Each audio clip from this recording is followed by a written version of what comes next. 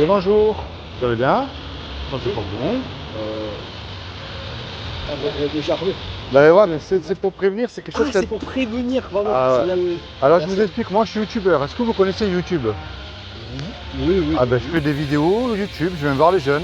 Ok. Et vous êtes jeunes? Ouais, jusque-là, ouais, on vous Ouais. jusque-là, on rentre dedans. Ah, on rentre dans les cases. Eh ben vous rentrez dans ma catégorie pour reportage, c'est pas très long, vous allez voir. D'accord. C'est un message qui ne plaît pas trop, mais bon, on passe tous sur ce chemin-là, c'est la mort. Ah, yes. Et on y va tous. Oui, oui. Et à quel âge, à quelle heure vous allez mourir vous? Le plus tard possible. Ben moi je vous le souhaite, hein, de vivre jusqu'à Bon, plus tard 120 possible, ans, en bonne santé, les gens que vous aimez autour de Il faut vous. que ce soit cumulatif. Parce que 100 ans décrépit, bon, je préfère 80 en très bonne santé. À choisir. Et je vous rajoute même un compte en banque blindé, la belle villa, la belle voiture, la femme, les enfants, enfin le On top, espère, je vous le hein. souhaite. Ouais. Mais la vérité, c'est qu'on ne peut pas se garantir 5 minutes. Non. Je rentre pas dans les faits, hein, mais regardez le petit Naël. Vous connaissez l'histoire du petit Naël qui s'est fait tuer par la police? Ouais. Oui. Quand il a fermé la porte de sa maison, qu'il est parti, il ne savait pas qu'il allait plus rentrer. Oui. Moi, ça m'a choqué, ça me montre que la mort peut arriver même à des jeunes. Oui, on s'y attend pas, bien sûr. Mais la grande question, et c'est ça moi qui m'intéresse dans le reportage, c'est ce que vous croyez, mais après la mort, qu'est-ce qui se passe? Est-ce que ça s'arrête? Est-ce que ça continue pour vous ou vous allez? Ça, j'avoue que. Je sais pas du tout. J'avoue que j'y ai déjà réfléchi, mais j'en ai aucune idée. Est-ce que tout s'arrête et puis on oublie notre existence et du coup. Ouais. Voilà, soit ou alors il y a de la réincarnation, ce qui est possible aussi. Mais du coup, D'accord. on n'en a pas conscience et du coup on se réincarne sans cesse, sans savoir qu'on se réincarne. Ok. Mais rien que le fait d'y penser, je sais pas. Ça vous fait peur la mort?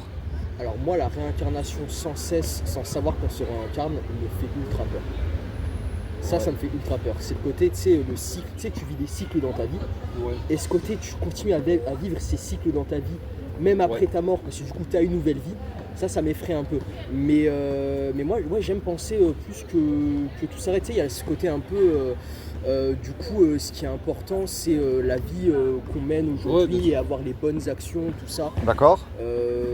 J'ai un petit côté presque religieux, c'est-à-dire le repentir, faut pas attendre sa mort. Alors là, vous venez de marquer un point. Est-ce que vous croyez en Dieu déjà tous les deux? Non. D'accord. Alors il y a un point qui est très bien, c'est ce mot-là que vous avez dit, la repentance. Alors moi je vous rassure tout de suite, je ne suis pas témoin de Jéhovah, ni rien de tout ça, je ne remplis aucun banc d'église, sur mon traité il n'y a pas d'adresse, pas de numéro de téléphone. Ok. Je vous montre une porte, ensuite dès que je m'en vais, vous faites ce que vous voulez. Prouver que Dieu existe, pour moi c'est très simple. Mais je me suis rendu compte qu'on nous mélangeons Dieu et un mot que vous avez dit, La repentance. religion. Ah. C'est le mot religieux, mais moi j'argumente plutôt dans le mot religion. D'accord. La religion, pour moi, c'est des êtres humains qui s'accaparent un créateur, parce que s'il y a une création, il y a forcément un créateur. Hein. Pour moi, c'est comme votre téléphone là. Quelle est la preuve que quelqu'un a fabriqué votre téléphone? C'est le téléphone en lui-même. Imaginez, je vous dise, vous voyez votre téléphone, c'était un caillou, et au cours des milliards d'années, ça a évolué, c'est devenu un téléphone, il s'est transformé, tout. C'est pas possible. Ouais, non. Je vais aller même beaucoup plus loin. Hein. Pour moi, une explosion détruit. C'est pas vrai réel. Enfin, pour Bah, le coup. Prenez un chat, pour moi, n'a jamais évolué en un chien. Une rose, jusqu'à aujourd'hui, n'a jamais évolué à une coquelicot. Ils ont des ancêtres en commun. Pour moi, c'est aussi simple que ça. Mais vous allez voir, une explosion aussi, pour moi, ne construit rien, détruit. Imaginez, je vous dis, boum, il y a eu une explosion, et la coque de votre téléphone est apparue toute seule, a commencé à se former, c'est pas possible. Je vous dirais qu'il y a quand même le World Trade Empire. Pour moi, c'est un peu tiré par les cheveux. En économie, on parle beaucoup de ces cycles de création, de création destructrice, qui sont du coup l'antithèse de ce que serait le Big Bang. Qui est on crée un nouveau secteur économique et en créant un nouveau secteur économique on détruit d'anciens. Le Big Bang il aurait fait l'inverse, c'est-à-dire ce serait une explosion chargée d'énergie et elle aurait réparti des particules. Mais la matière, de elle viendrait d'où alors? De l'explosion? Certaines personnes pensent que parce que dans l'espace, une explosion mais n'a pas de certaines sens. personnes pensent que l'univers s'étend et se rétracte et ça fait comme une espèce de yo-yo où du coup quand elle se rétracte toutes les particules vont ensemble collider et vont créer une nouvelle explosion. Et ça fait ce genre de... Ça et vous croyez quoi? Plus au Big Bang ou à l'évolution? Vous croyez quoi? Pour le coup, l'un est la suite de l'autre. L'évolution est la suite du Big Bang. D'accord. Donc croire en le Big Bang, c'est croire en l'évolution. je dirais que moi j'attends les scientifiques. Si ça se trouve, dans quelques années, on va découvrir que en fait, c'était les Grecs qui avaient la bonne idée et qu'en fait, il y a toujours eu un univers et que l'univers restera peu importe ce qui se passe. D'accord. On verra bien. Mais vous savez, les scientifiques, eux-mêmes, le disent, s'il y a une création derrière, il y a forcément un créateur, une intelligence qui a tout créé. Ben, attendez, allez créer tout ça à partir de rien. Même l'être humain, avec toute l'intelligence que nous avons encore, on n'utilise pas toute notre intelligence. Hein. On utilise quelque chose comme 10%, non Allez créer, l'être humain. Je crois, ouais, d'un truc comme 10% des neurones, enfin voilà. allez créer un grain de poussière Ouais. à partir de rien. On n'y arrive pas. On n'y arrive pas. Je vous assure. Oui, Regardez là, une poule. C'est bête une poule. Hein. Vous lui donnez n'importe quoi à manger, tous les matins, elle va vous pondre un œuf. Allez créer une machine comme ça qui est extraordinaire. Je vous assure, vous devenez milliardaire du jour au lendemain. Une vache, ça broute de l'herbe, hein, mais elle vous sort tous les jours du lait. Allez créer cette machine qui est extraordinaire. Attendez, votre cerveau, vos yeux, allez créer ça. Je veux dire, c'est extraordinaire. bah alors c'est vrai, mais moi j'ai quelque chose qui vient me refaire penser. Du coup, est-ce que Dieu est vraiment nécessaire? Parce que pour avoir des effets religieux, on l'a vu en permanence, il n'y a pas vraiment besoin d'avoir des dieux pour avoir une espèce de ferveur religieuse. On le voit avec les sectes, Alors, on le voit. J'y arrive à ce point-là, vous venez de me poser une très très bonne question, c'est pour ça que je vous ai arrêté tout de suite, le mot secte aussi. Ce créateur, moi, que j'appelle Dieu, ou une intelligence, alors on va dire une force intelligence qui a tout créé. Parce que même un fait scientifique, prenez rien, vous n'aurez rien. Rien ne peut rien créer de toute manière, c'est aussi simple que ça. Et même les scientifiques se basent sur un livre qui est la Bible, qui n'est pas un livre religieux, pas du tout. La Bible, c'est un livre historique que nous allons retrouver à travers l'histoire et l'archéologie. L'archéologie, c'est une science. Mythologique. Parce qu'il y a vraiment des mythes qu'on n'est pas capable de prouver. Alors, vous savez comment on peut prouver que la Bible est vraie et non pas un autre livre? Je prends par exemple le Coran ou le livre des bouddhistes. Il y a peut-être de très belles choses écrites dedans, hein. Mais vous savez pourquoi la Bible et pas un autre livre? Parce que dans la Bible, il y a des prophéties accomplies à la lettre qu'on a réussi à prouver. Jusqu'à aujourd'hui, vous avez le petit pays qui casse les plats à tout le monde qui s'appelle Israël, mais qui est toujours là. On est bien d'accord. Vous avez la chute de l'Irak de Saddam Hussein, qui est prophétisée dans l'Ancien Testament par deux prophètes, Ésaïe et Jérémie. Vous voyez? Et il y a encore des tas d'autres prophéties qui se sont accomplies qu'on peut encore prouver aujourd'hui, et d'autres qui s'accomplissent à une vitesse, mais incroyable. Alors, c'est pour ça que je me base sur ce livre. Bien sûr, bien sûr. Mais après, moi, je pense que cet argumentaire est entendable. Mais après, il faut aussi entendre, parce que vous avez dit pas le Coran ou pas les livres bouddhistes, parce qu'il y a des écritures. Parce qu'il n'y a pas de prophétie accomplie. C'est sur ça le point important. C'est des prophéties accomplies. Ce sont souvent plus des mythologies. Il y a des événements dans la Bible qu'on n'a pas encore été arrivé à retracer historiquement. On n'est pas sûr qu'ils aient été concrètement faits. Ou alors, souvent, parce qu'il y a eu plusieurs éditions de la Bible, il y a, dans une édition, il y a des choses qu'on arrive à prouver. Dans l'autre, il y a des choses qu'on arrive moins à prouver. Donc du coup, on préfère une édition à une autre. Ah oui, moi par exemple, j'ai la version Serval, qui c'est l'ancien mot français. Vous avez par exemple dans l'évangile de Matthieu, où Jésus il dit « Entre dans ta chambre et prie ton Père dans ce lieu secret ». Mais dans moi, la mienne, l'ancien mot français, ça m'a fait rire au début, c'est « Entre dans ton cabinet ». Mais quand je dis cabinet, c'est pas les toilettes. C'est à l'ancien, cabinet d'avocat, cabinet de médecin. Voilà. Ça a été difficile pour moi. Oui, oui. Vous voyez, mais vous allez voir le message. Il y a une chance sur 1 million de gagner au loto, je crois même beaucoup plus. Imaginez qu'il y ait une chance sur 1 million que ce que je vais vous dire moi maintenant est vrai. Ça vaut non seulement la peine de se remettre en question et de réfléchir, mais en plus de chercher. C'est ça le but. Parce que ce créateur-là, qu'est-ce qu'il nous demande? De chercher.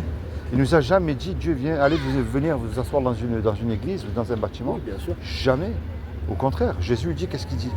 Lorsque 2 ou 3 personnes sont réunies à mon nom, moi je suis au milieu. Regardez bien. Ce créateur-là, moi, que j'appelle Dieu, pas la religion. Pour moi, la religion, c'est des êtres humains qui s'accaparent ce créateur, et je vais vous rejoindre ce que vous avez dit tout à l'heure, pour dominer sur les êtres humains, c'est comme de la politique. C'est là qu'on voit des dérives sectaires. Vous voyez? On arrive à prendre la Bible, le Coran ou n'importe quel livre, entre guillemets, religieux, pour tordre les Écritures à notre manière qui nous arrange pour dominer sur les êtres humains aussi. Vous voyez, c'est là, moi, que je vous rejoins. Mais Dieu n'est pas religieux. Pourquoi? Je ne vous connais pas, et vous non plus, mais vous êtes peut-être subis tous les deux des injustices des insultes, des tristesses que je n'ai pas eues.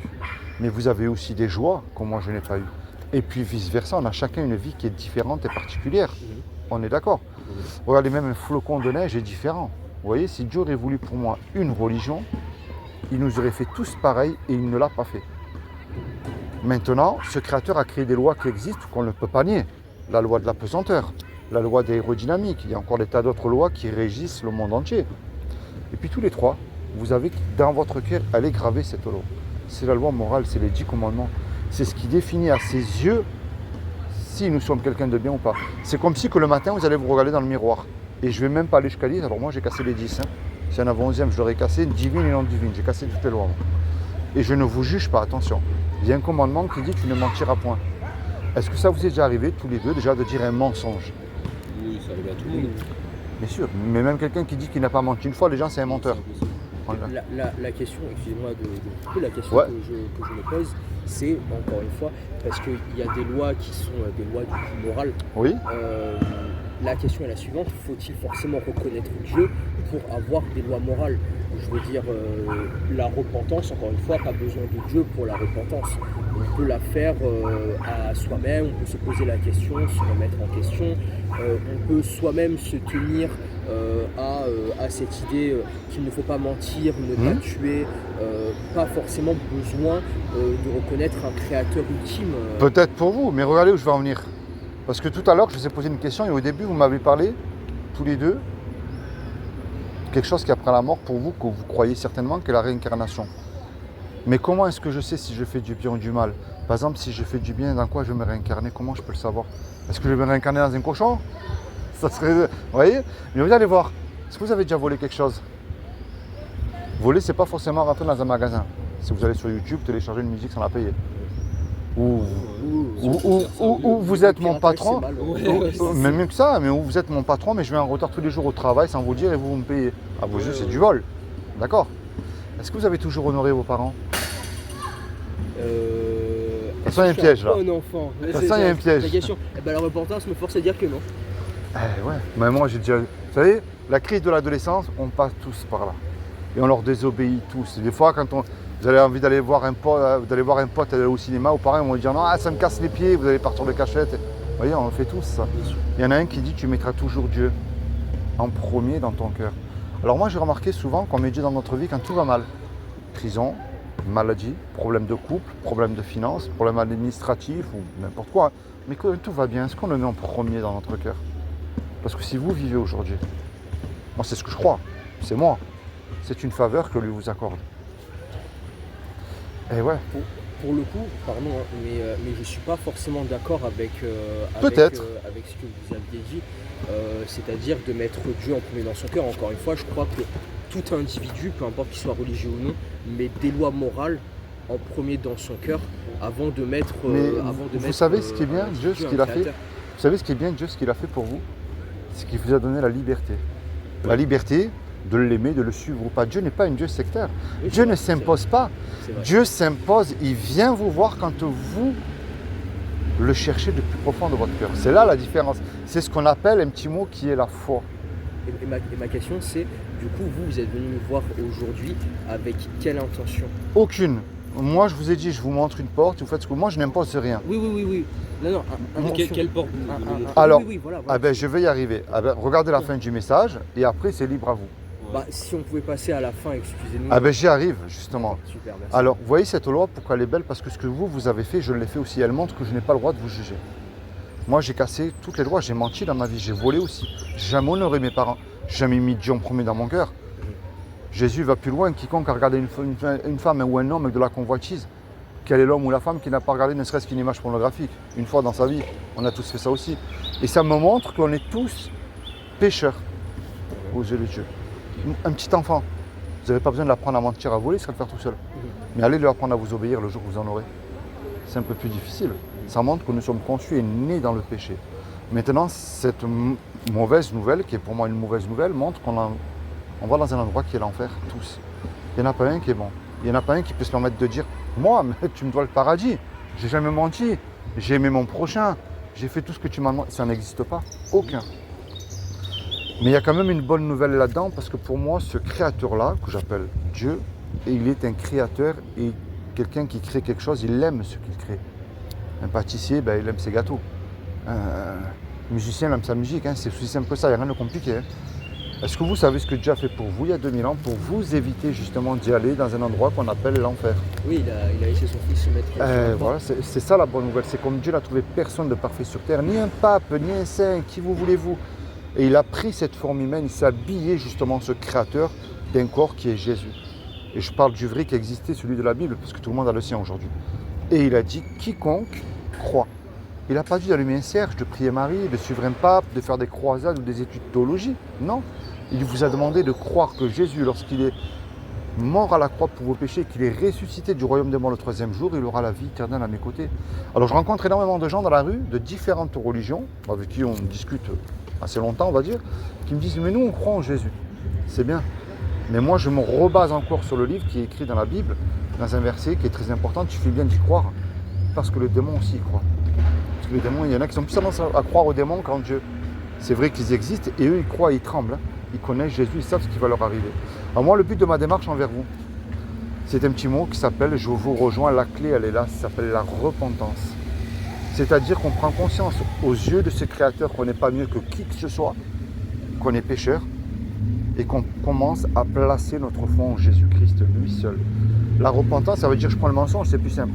Déjà là, si je mens, mes potes, mes parents, ma petite amie ou qui que ce soit, je m'en fous, personne ne le sait.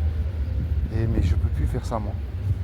Il est mort pour moi, pour ce que je commets à la croix, pour mes péchés, m'a réconcilié avec Dieu. Alors peu importe ce que ça me coûte, je décide de ne pas mentir et de le suivre. Et je sais que derrière, il va me bénir pour ce que j'ai fait. C'est ça la vraie repentance. Bien sûr. C'est ça la foi. Et la foi aussi. Non, bien pas sûr. La vraie repentance, c'est ça la foi. Alors la repentance et la foi, il y a écrit dans la Bible. La foi, c'est, vous savez ce qu'il dit Jésus? Si vous aurez la foi comme un petit grain de moutarde. Elle est très belle cette illustration parce que un petit grain de moutarde, c'est très petit. Il n'a pas dit d'avoir une super foi. Oui. Petite foi comme un grain de moutarde. Vous direz à votre montagne, jette-toi dans la mer. Montagne, c'est une image, montagne de doute. Montagne, je ne sais pas moi, de toutes sortes d'addictions. C'est ça qu'il demande. Mais la foi peut être la repentance, mais la repentance n'est pas obligée d'être la foi. Je peux me repentir sans avoir la foi. Alors vous savez, vous avez des gens qui n'ont aucun casier judiciaire, qui ont un casier judiciaire vierge, Oui. qui travaillent, qui sont très honnêtes, qui font même du bien à leur prochain, avec leur argent. Mais vous savez, c'est quoi le plus grand des péchés qu'ils ont, eux? C'est qu'ils ne placent pas leur foi en Dieu. Ils placent leur foi en ce qu'ils ont. Mais vous aviez dit que Dieu nous laissait la liberté. Oui, bien sûr, mais c'est un des péchés aussi. C'est un des péchés de ne pas croire en lui. Parce Il que... nous laisse la liberté, mais si on ne croit pas en lui, c'est un péché. Ouais. Oui, bien sûr. Eh oui, eh oui, mais bien sûr. Eh oui. C'est un péché de ne pas croire en Dieu. Mais si tu ne me suis pas, je t'en veux. Ah non, mais c'est ça qui est Ouais. bien avec lui, c'est qu'il ne vous impose rien. Mais la grande question, où est-ce que je vais aller après la mort? Est-ce que je suis réconcilié avec ce Créateur? Vous savez, Bah, imaginez, Personne n'aime les missionnaires armés, pardon, mais... on ne n'est excuse-moi, pas mais- croyant. On Oui, ne n'est oui. pas croyant. Ça c'est vrai. C'est là qu'on voit toute la beauté de Dieu, parce qu'il ne nous impose rien. Je veux bien y croire, ça, bon, pas pour faire des jeux de mots, mais l'idée que ta repentance soit conditionnelle à la foi, moi me gêne énormément. Et surtout l'idée que ne pas avoir la foi, c'est forcément se damner à l'enfer, parce que c'est le péché, j'imagine, du coup universel, puisque tout le monde l'a. Ça aussi me gêne énormément. Le fait de ne pas pouvoir échapper à l'enfer et de ne pouvoir y échapper seulement que si on y croit est quelque chose, est un message qui moi me gêne beaucoup. Par exemple, si vous êtes devant Dieu, Oui. comment est-ce que vous ferez pour vous sauver devant lui lors du Je jugement? ne me sauverai pas. Parce qu'il y aura un jugement, Oui, c'est je ça sais, qui est mais terrible. je ne me sauverai pas. Et le seul sauveur pour vous, le seul avocat, le seul intermédiaire entre Dieu et vous, c'est Jésus. Bien sûr. Imaginez tous les trois on commet un braquage. Oui. On se fait serrer, on passe devant le tribunal. Le juge il dit, vous voyez tous les trois, je vous laisse le choix. Vous me déposez une caution de 15 000 €, je vous envoie tous les trois 20 ans en prison. On n'a pas l'argent puisqu'on vient de se faire serrer. Et puis qu'on le veuille ou pas, malheureusement, on ne peut pas revenir en arrière et effacer le mal qu'on a commis. Bien sûr. Et on ne peut pas dire, monsieur le juge, moi sur la vie de ma mère, vous me laissez partir, je recommencerai plus, vous êtes bon et miséricordieux. Ça ne marche pas ça.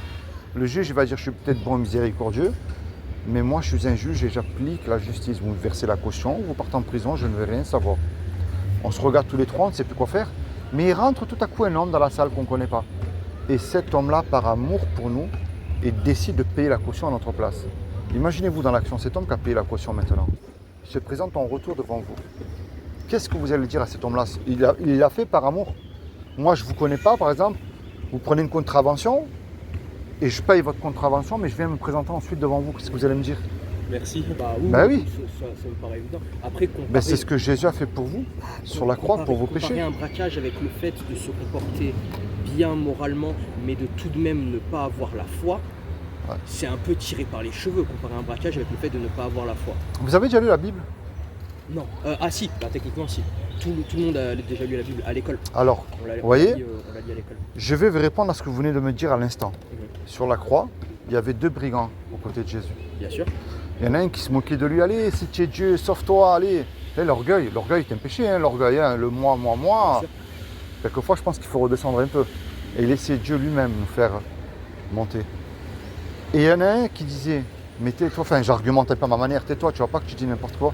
Nous, on mérite ce qui nous arrive. Mais lui, non. Et il regarde Jésus, il lui dit, souviens-toi de moi dans ton paradis. Vous savez ce qu'il lui a dit, Jésus? Tu seras avec moi sur joie dans le paradis. Parce que lui-même, il a reconnu qu'il était pécheur. Et il a reconnu que c'était lui le véritable sauveur, malgré qu'il était sur la croix. Et il a placé à la dernière seconde sa foi. Alors, moi, je vais vous laisser tranquille avec ça. Il y a une chance sur 1 million, comme je vous ai dit tout à l'heure, de gagner au loto. Imaginez qu'il y a une chance sur 1 million que ce que je vous dis, moi, est vrai. Si je me suis trompé, j'ai rien fait de mal. On aura rigolé tous les trois plutôt quelques minutes. Mais si c'est moi qui ne me trompe pas. Vous savez, la mort peut arriver à tout moment. Et c'est pour ça que moi, je vous encourage, lisez la Bible. Vous allez être même surpris de trouver ce qui est écrit dedans. Pourquoi la Bible et pas un autre livre? Parce qu'aujourd'hui, il y a beaucoup de faux prophètes avec des dérives sectaires. Et là, je vous rejoins encore. Vous avez par exemple les témoins de Jéhovah qui arrivent à endormir les gens, mais parce que les gens ne lisent pas la Bible. Mais il ne faut pas la lire avec comme ça. Non, c'est avec foi, avec un cœur qui cherche. Et c'est là que Dieu parle à travers sa parole. Je ne néglige pas que Dieu ne peut pas envoyer quelqu'un vous parler, je ne dis pas ça. Mais moi, je me base sur ce livre-là. Parce que moi, quand je la lis, je me dis, mais c'est fou, c'est pour moi ce verset. Et vous, ça sera différent. Votre ami, ça sera différent aussi, vous voyez. Et c'est ça. Le but de la vie, qu'est-ce que c'est alors sinon? On travaille, on boit, on fume, on fait un peu la fête. Non. Il y a forcément quelque chose et après, c'est obligé. Il y a quelque chose après, c'est obligé pour moi. Pourquoi faire du bien aux gens parce qu'il y a quelque chose après? Pourquoi pas faire du bien aux gens? Mais vous savez, le problème, c'est que dans l'islam, dans le catholicisme aussi, ils mettent souvent ça. On n'est pas sauvé par nos œuvres. Nos œuvres accompagnent notre foi de ce qu'on représente. C'est-à-dire que, par exemple, je prends un exemple. Et j'aime bien cette citation qu'un homme de Dieu m'avait dit une fois. C'est-à-dire que même ton pire ennemi qui ne peut pas te blairer, il faut qu'il dise de sa bouche au moins, allez, je ne peux pas me le blairer, mais je suis obligé de dire quand même c'est un chrétien pour ce qu'il fait. C'est ça la beauté de Dieu. Vous voyez? Qu'est-ce qu'il dit Jésus? Tu aimeras ton prochain comme toi-même. Vos ennemis, non, ne les chassez pas. Si ton ennemi il a faim, il a soif, donne-lui à boire, donne-lui à manger. C'est des charbons ardents que tu fais brûler sur sa tête. Ouais. Vous voyez la différence? Et ça, encore une fois, ces beautés-là, elles sont dans la Bible. Tout simplement. Est-ce que vous voulez une Bible? C'est gratuit, je vous la donne, vous n'avez rien à me donner? Non, merci, ça ira. Non, et vous? Bon, je vous laisse un souvenir de moi. Vous avez les réponses aussi sur le fameux Big Bang et l'évolution. Vous le lirez tranquillement. Je crois que c'est la Bible justement gratuite que... Ah non, alors ça, c'est pas une Bible, je vous rassure. Lisez-le, c'est très intéressant, ça s'appelle Le Saut. Est-ce que vous sauterez d'un avion sans parachute et en plein vol? Et je dis bien en plein vol et sans parachute. J'allais faire une vanne macabre. J'allais dire que si l'assurance vie comprend les accidents, j'allais dire oui. Mais vous voyez, on ne se connaît pas tous les trois. Puis un jour, on va faire le grand saut dans la mort. Et est-ce que Jésus ne serait pas votre parachute qui vous garantit dès aujourd'hui, si vous placez votre foi en lui sans ne point douter, là, vous avez la vie éternelle à ses côtés. Encore une fois, vous voyez, je ne vous ai pas invité dans une église. Je ne remplis pas les bancs d'église. Vous savez comment les hypocrites, il y en a de partout. Ils chantent Alléluia, dimanche matin, ils parlent en langue, ils font beaucoup de choses, et puis lundi, mardi, ils ont oublié. Il y en a qui vont à la mosquée vendredi, samedi, ils vont vendre une barrette de shit. Mais ce que Dieu demande plutôt, c'est ce que vous avez dit, la repentance sincère, mais placer sa foi en Jésus-Christ, lui seul. C'est à vous de voir, maintenant, voilà. Merci pour les quelques minutes. Pas de soucis. J'ai aimé votre discussion, donc c'est pour ça que je n'enlève rien à ce que me disent les gens dans la rue, parce que je ne veux pas montrer une bonne facette. On vous retrouve où sur YouTube Sur YouTube, Nice pour Jésus, tout simplement. Comment Nice pour Jésus. Une liste. Nice. Ah, une liste pour Jésus. Ah, une liste. Je veux des noms. Là. Père Noël. Et puis, j'espère que vous vous souviendrez de ce que je vous ai dit, et puis qui sait. Vous savez, c'est ça le but de la vie, c'est de chercher. C'est ce que nous demande Dieu. Hein. Quelqu'un qui dit qu'il a trouvé Dieu, je peux vous assurer qu'il tombe par terre. C'est pas possible. Dieu nous demande chaque jour de le chercher. Cherchez-moi, cherchez-moi. Puis après, on verra après si je me suis trompé. Des fois, moi, je vous connais pas, mais je vous donne rendez-vous là-haut. J'espère que vous allez venir. Pas trop tôt. Pas trop tôt. Bon, soyez bénis tous les deux, ainsi que votre famille. Oui, si, oui. Et puis, merci pour les quelques minutes. C'est super sympa de votre part. Bonne continuation. Merci. Également. Allez, bonne journée. Au revoir.